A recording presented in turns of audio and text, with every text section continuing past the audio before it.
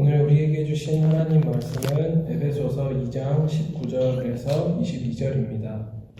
성경이 있으신 분은 펼쳐주세요. 에베소서 2장 19절에서 22절입니다. 그러므로 이제부터 너희는 외인도 아니요 나그네도 아니요 오직 성도들과 동일한 시민이요 하나님의 권속이라. 너희는 사도들과 선지자들의 터 위에 세우심을 입은 자라. 그리스도 예수께서 친히 모퉁이 돌이 되셨느니라. 그의 안에서 건물마다 서로 연결하여 주 안에서 성전이 되어가고 너희도 성령 안에서 하나님이 거하실 초소가 되기 위하여 그리스도 예수 안에서 함께 지어져 가느니라. 이것은 하나님 말씀입니다. 아멘.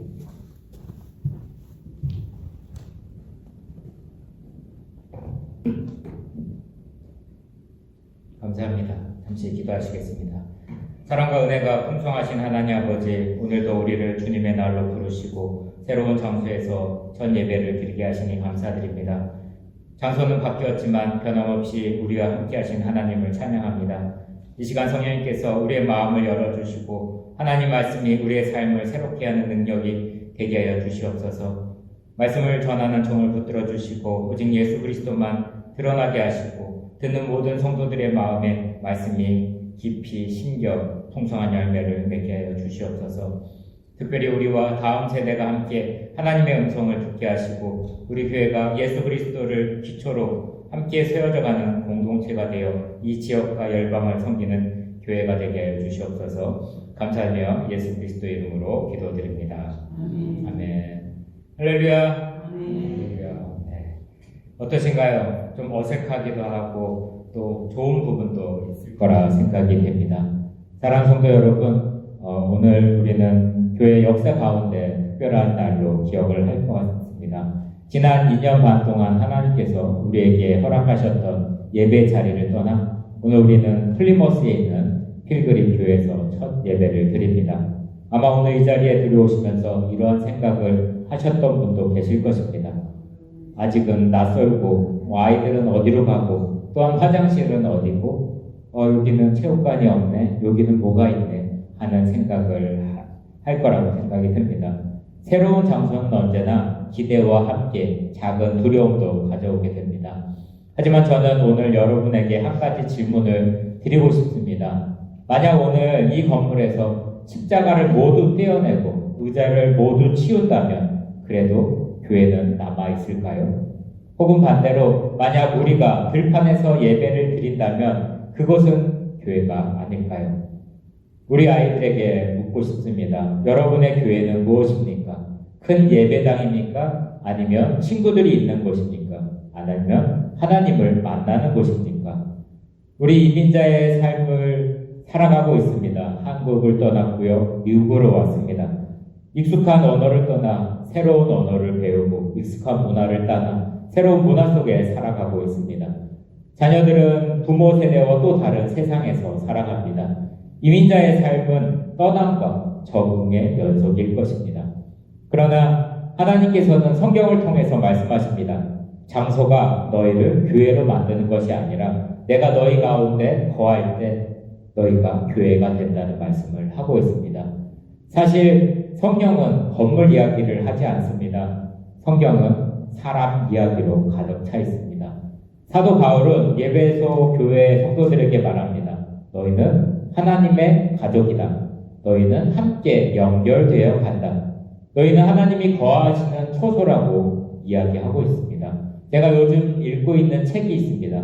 그 책의 이름은 끈끈한 팀, 끈적끈적거리고 함께 응집된 팀이라는 책을 제가 읽고 있습니다. 그 책의 결론은 무엇이냐면 교회의 미래를 결정하는 것은 더 큰 건물도 더 좋은 프로그램도 아니라는 것입니다. 같은 복음 위에 서서 같은 비전을 품고 함께 세워져 하는 그 공동체가 건강한 교회를 만든다고 말합니다. 한번 생각해 보시기 바랍니다. 예수님은 교회를 시작하시면서 먼저 성전을 지으라고 하지 않으셨습니다. 뭐부터 하셨죠? 먼저 12명의 제자를 세우셨습니다. 하나님은 언제나 건물보다 사람을 먼저 세우셨습니다. 사랑하는 성도 여러분, 오늘 우리는 새로운 장소에 왔습니다. 하지만 하나님께서 오늘 우리에게 가장 묻고 싶어 하시는 질문은 이것입니다. 너희는 새로운 건물로 왔느냐? 아니면 새로운 공동체로 세워질 준비가 되었느냐라고 질문합니다. 오늘 본문은 그 질문에 대한 하나님의 대답입니다. 바울은 우리에게 교회가 무엇인지 세 가지로 말씀하고 있습니다. 첫 번째는 교회의 기초는 무엇이고 하나님은 어떻게 우리를 연결시키시고 세 번째 하나님은 우리를 통해 무엇을 하고 싶으신지를 기록하고 있습니다. 오늘 이 말씀을 통해 하나님께서 우리 교회를 어떤 공동체로 세워가시기를 원하시는지를 한번 살펴보겠습니다. 화면을 보시면서 함께 읽겠습니다. 첫째, 왜 그것은 한국이 아니라 예수 그리스도이자 그러므로 이제부터 너희는 외인도 아니요 나그네도 아니요 오직 성도들과 동일한 시민이요 그리스도 예수께서 친히 모퉁이 돌이 되셨느니라. 교회는 건물이 아니라 예수 그리스도를 기초로 세워진 하나님의 가족입니다. 바울은 너희는 외인도 아니고 나그네도 아니고 오직 성도들로 동일한 시민이라고 하고 하나님의 속한 권석이라고 이야기를 하고 있습니다. 그 에베소 교회는 유대인과 이방인이 함께 예배드리는 공동체였습니다. 그러나 그 두 직당은 오랫동안 서로 받아들이지 못했습니다. 유대인은 자신들을 하나님의 백성이라고 생각을 했고 이방인은 성전 바깥 뜰까지만 들어갈 수 있다고 생각을 했습니다. 그런데 예수 그리스도의 십자가는 이 둘 사이의 담을 허물어 버렸습니다. 이제 교회의 기초는 민족도 아니고 문화도 아니고 건물도 아닙니다. 무엇일까요? 오직 예수 그리스도입니다. 그래서 바울은 사도들과 선지자들 터 위에 세우심을 입은 자라 예수께서 친히 모퉁이 돌이 되셨느니라. 모퉁이 돌은 건물 전체의 방향을 결정하는 아주 중요한 돌입니다. 예수님이 중심에서 벗어나면 아무리 아름다운 건물도 교회가 될 수가 없습니다. 에베소는 당시 로마 제국에서 가장 화려한 도시 가운데 하나였습니다. 신전이 있었습니다. 아르테미 신전이 있었는데요. 이 신전은 세계 7대 불가사의 중에 하나라고 합니다. 사람들은 이 거대한 신전을 보면서 신의 임재를 느낀다고 생각을 했습니다. 그래서 바울은 정반대의 선언을 합니다. 하나님은 돌로 만든 신전에 거하시는 분이 아니라 성도들 가운데 거하시는 분이라는 것입니다. 이것이 당시 에베소 사람들에게는 매우 혁명적인 선언이었습니다. 구약의 말씀을 기억하실 것입니다. 하나님의 임재는 성막과 성전에 머물렀다고 합니다. 출애굽기 40장에 하나님의 영광이 성만에 충만했습니다. 또한 열왕기상 8장에서는 하나님의 영광이 솔로몬의 성전에 가득했다고 기록됩니다. 그러나 신약에서는 하나님께서 더 이상 건물에만 거하시지 않았습니다. 예수님은 찬 성전이 되셨고 이제 성도들이 함께 하나님의 성전이 되었다고 기록이 됩니다.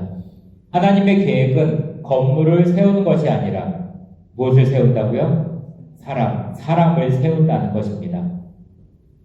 끈끈한 팀이란 그 책에서 이야기하고 있습니다. 건강한 교회를 만드는 것은 좋은 건물도 화려한 프로그램도 아니다.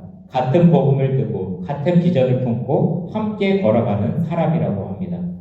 아무리 뛰어난 리더가 있어도 혼자서는 교회를 세울 수가 없습니다. 함께 웃고 함께 울고 함께 기도하며 함께 사명을 감당하는 공동체가 있을 때 교회는 건강해진다고 말합니다.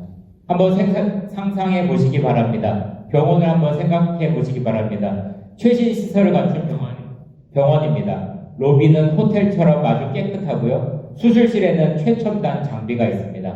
또한 검사실에는 가장 새로운 좋은 기계를 들여왔습니다. 벽에마다 유명한 의사들의 이름이 걸려 있습니다. 겉으로는 보기에는 완벽한 병원입니다.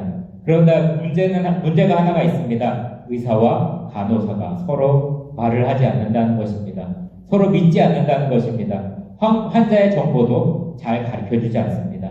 누군가 어떤 약을 처방했는지도 모릅니다. 수술하는 팀, 회복실의 팀이 따로따로 움직입니다. 응급실과 병동이 서로 연결되지 않는 병원입니다. 그런데 이 병원에서 살면 어떻게 될까요?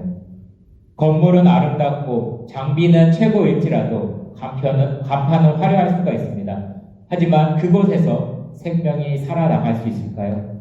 아픈 사람이 회복될 수 있을까요? 생명을 살리는 것은 건물이 아니라 또한 장비가 아니라 서로를 믿고 신뢰하고 같은 목적을 향해 움직이는 사람들이라는 것입니다. 교회도 마찬가지입니다. 예배 장소는 참 귀합니다. 시설도 필요하고요. 마이크, 컴퓨터 많은 것이 필요합니다. 또한 우리를 양육할 프로그램도 참 많이 필요합니다. 하지만 교회의 생명은 건물에서 나오지 않습니다. 교회의 생명은 예수 그리스도 안에서 서로 연결된 성도들에게서 나옵니다.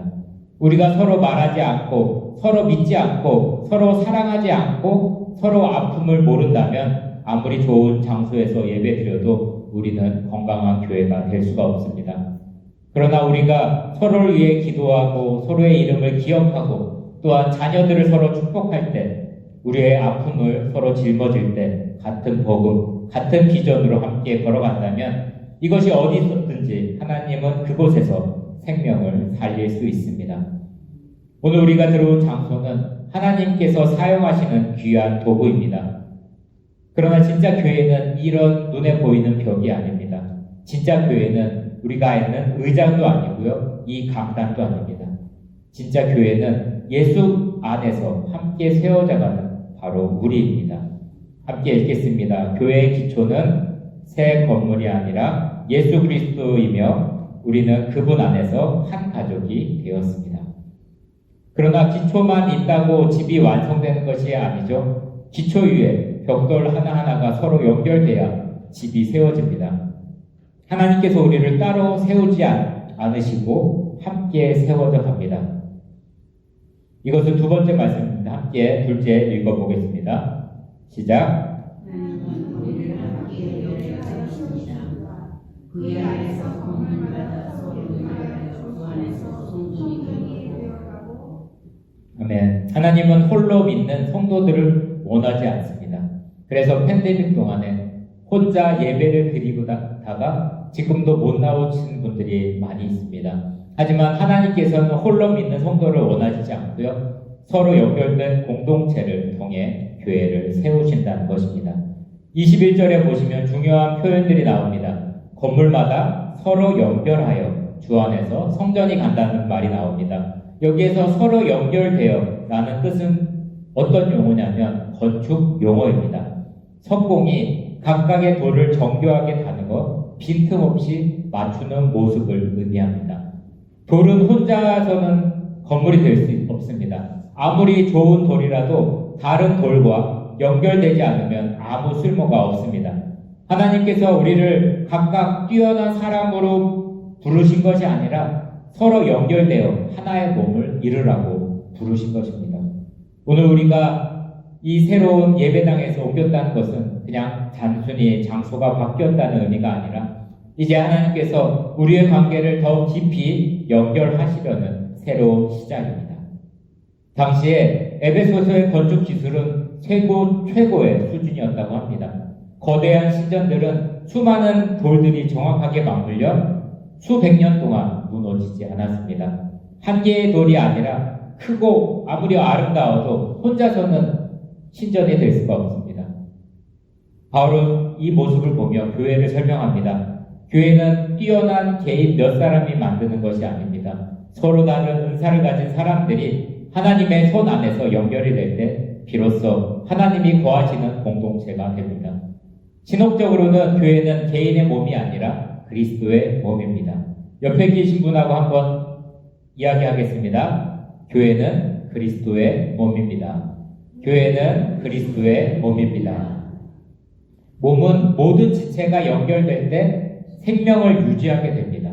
여러분 팔 다 가지고 계시죠? 눈도 있고요. 팔다리가 없으면 안 됩니다. 아무리 우리가 발 냄새가 나도 발을 달고 살아갑니다. 씻으면서 살아갑니다. 손도 발도 모든 각 기관이 우리에게 꼭 필요한 모습일 거라고 생각이 됩니다. 구약에서 성막은 수많은 부품이 정확하게 연결되어 완성이 되었습니다. 창세기 출애굽기 26장을 보시면 많은 단어들이 나옵니다. 여러분 다 기억을 하시나요? 휘장, 널판, 띠, 받침 하나까지도 하나님의 말씀대로 설계되었습니다. 하나라도 뼈 빠지면 성막이 완성될 수 없었습니다. 신약에서는 이 그림이 교회 안에서 이루어집니다. 고린도전서 12장은 몸은 하나인데 많은 지체가 있다고 말합니다. 눈도 필요하고 손도 필요하고 발도 필요합니다. 모든 지체가 연결될 때 몸이 살아 움직입니다. 우리 교회도 마찬가지입니다. 목회자만 중요한 것이 아니라 안내하는 분, 차량 운전하신 분, 찬양하는 분, 피아노 치시는 분, 주방을 섬기는 분, 아이들을 돌보는 분, 가리키는 분, 또한 중보기도를 위해서 기도하시는 분들이 있습니다. 이렇게 모두가 연결될 때 하나님의 나라가 세워집니다. 끈끈한 팀이라는 체계에서 건강한 교회의 핵심은 뭐라고 하냐면 정렬이라고 합니다. 같은 방향으로 정렬을 해야 한다는 것입니다. 우리가 같이 있는데 제가 설교를 할 때 여러분이 앞을 안 보고 뒤를 돌아본다면 그게 정렬이 되지 않을 거라고 생각이 됩니다. 우리는 교회가 강해지는 이유는 뛰어난 사람이 많아서가 아니라 모든 사람이 같은 복음, 같은 비전, 같은 사명을 바라보기 때문입니다. 여러분 자전거 보셨죠? 자전거 바퀴를 한번 기억하시기 바랍니다. 바퀴에는 뭐가 있죠? 타이어가 있고 중간에 바퀴살이 있습니다. 그 바퀴살은 아주 얇은 철사로 되어 있습니다. 하지만 모든 바퀴살이 하나의 중심축에 단단히 연결되는 순간에 놀라운 힘이 생깁니다. 울퉁불퉁한 길도 달리고요. 100km가 넘는 사람도 태우고 갈 수가 있습니다. 또한 오르막도 오르고 사람을 목적지로 안전하게 데려갑니다. 그런데 바퀴살 하나가 말합니다. 나는 내 마음대로 살겠다. 또 다른 바퀴살도 다른 방향으로 휘어집니다. 그러면 어떻게 될까요? 바퀴는 비틀어지고 휘어질 수밖에 없습니다. 결국 사람은 앞으로 가지 못합니다. 교회도 그렇다고 생각이 됩니다. 우리는 모두 나이가 다릅니다. 직업도, 성격도, 살아온 환경도 너무나도 다릅니다. 그러나 우리의 중심은 바로 하나입니다. 뭘까요? 예수 그리스도입니다. 우리가 모두 예수님께 연결이 될 때 우리는 서로에게도 연결될 수가 있습니다. 나한테 붙어라. 저한테 붙은 게 아니라 예수 그리스도께 붙어야 한다는 사실을 기억하시기 바랍니다. 하나님께서는 그런 공동체를 통해 한 사람을 살릴 수가 있습니다. 한 가정을 살릴 수도 있고요. 다음 세대를 세우고 이 지역 사회를 변화시킬 수도 있습니다. 이 건물이 우리 교회를 강하게 만드는 것이 아니라 예수님께 연결된 우리가 함께 하나가 될 때 하나님께서는 우리 교회를 세상을 움직이는 공동체로 세워가실 것이라는 것입니다. 함께 읽겠습니다. 교회의 힘은 뛰어난 개인에 있는 것이 아니라 예수님 안에서 하나로 연결된 공동체에 있습니다. 그러나 하나님께서는 우리를 연결하신 것에서 멈추지 않으십니다. 연결된 공동체를 통해 하나님의 임재가 드러나기를 원합니다.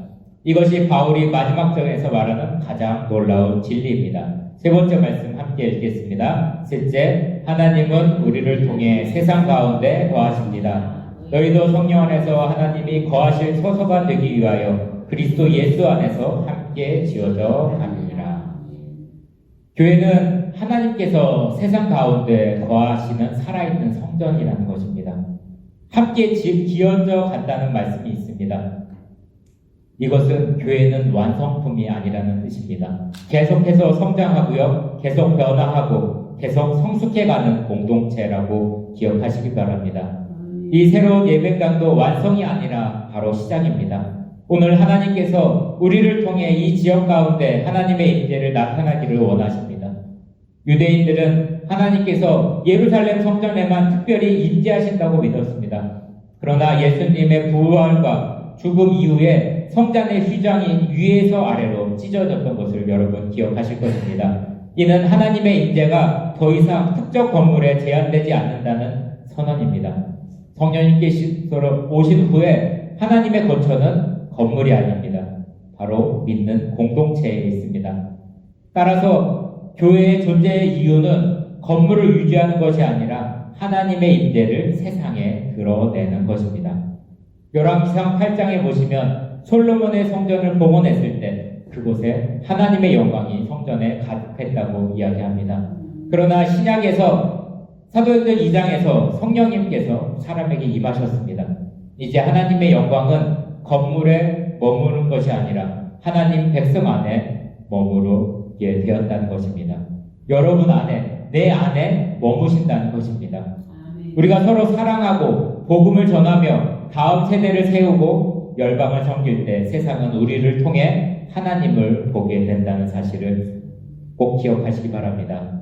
끈끈한 팀에서의 결론은 매우 분명합니다. 아까도 말씀드렸는데요. 교회의 가장 큰 경쟁력은 건물도 프로그램도 아니라 하나됨을 지키는 공동체라는 것입니다. 등불 여러분 잘 아시죠? 아름다운 등잔 때문에 빛이 나는 걸까요? 그렇지 않습니다. 그 안에 불이 있기 때문에 빛이 납니다. 교회도 마찬가지입니다. 건물이 아무리 아름다워도 성령의 사랑과 복음의 빛이 없으면 세상에 빛을 발할 수가 없습니다. 그러나 작은 예배당이라도 하나님께서 거하신다면 그곳은 도시를 비추는 등대가 됩니다. 우리 교회가 바로 그런 교회가 되기를 소망합니다. 아멘. 다시 한번 하겠습니다. 우리 교회가 바로 그런 교회가 되기를 소망합니다. 아멘.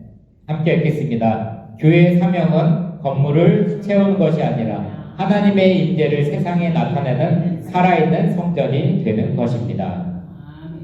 사랑하는 성도 여러분, 오늘 우리는 새로운 예배처에서 첫 예배를 드립니다.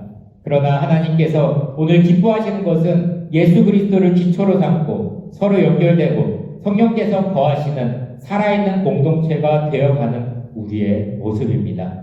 이제 하나님께서 이 새로운 자리에서 우리를 통해 새로운 역사를 시작하실 것입니다. 사랑하는 성도 여러분, 오늘 우리는 하나님께서 허락하신 새로운 장소에서 첫 예배를 드리고 있습니다. 이 차이는 아직 작아 보이지만 신앙적으로 매우 클 수 있습니다. 건물은 우리의 소유가 될 수 있지만 사명은 하나님의 것입니다. 장소는 바뀔 수 있지만 복음은 바뀌지 않습니다. 또한 주소는 바뀔 수 있지만 교회의 본질은 변하지 않는다는 것을 기억하시기 바랍니다.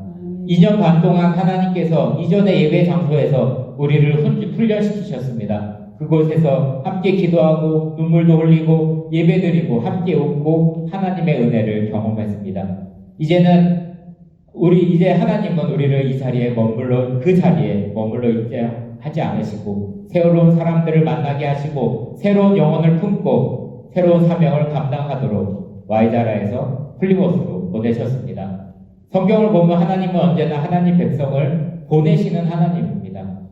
창세기 아브라함은 너는 떠나라고 말하고 있습니다. 또한 출애굽기에 이스라엘에게도 광야를 지나 약속의 땅으로 인도하셨습니다.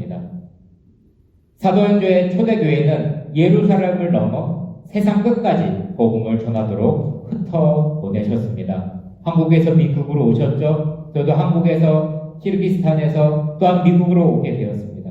이렇게 떠나는 그 과정마다 하나님께서 성장시키시고 만나게 하신 것을 여러분 기억하시기 바랍니다. 오늘 우리도 하나님의 그 이야기 속에 서 있다는 사실을 기억하십시오.